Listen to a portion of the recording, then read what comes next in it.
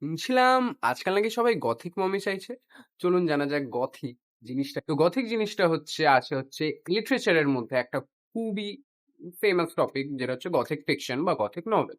তো সবার প্রথমে গথিক নভেল ইন্ট্রোডিউস করে ইংলিশ লিটারেচারে হোরাস ওয়ালপোল বলে একজন লেখক।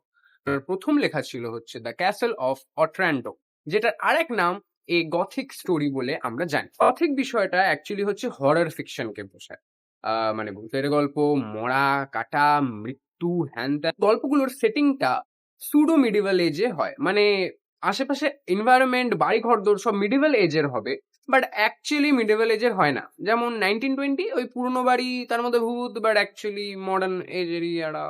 তো ওই আরকি। অনেক ফেমাস এক্সাম্পলও আছে গথিক ফিকশনের, হয়তো আপনারা দেখেছেন। যেমন ড্রাকুলা, ফ্র্যাঙ্কেনস্টাইন, শুনেছেন তো নিশ্চয়ই। এবার আসি গথিক ওয়ার্ডটার উপরে। গথিক ওয়ার্ডটা আসে হচ্ছে গথ ওয়ার্ড থেকে। এটা হচ্ছে একটা জার্মানিক ট্রাইব, যেটা 12th সেঞ্চুরিতে রোমানদের উপর আক্রমণ করে ক্লাসিক আর্ট ডিস্ট্রয় করেছিল।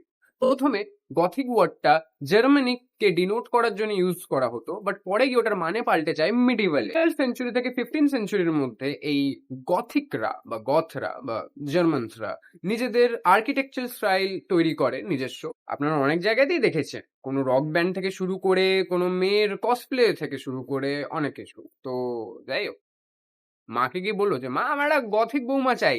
মা বলবে, শাকচুন্নি পটাবি তুই?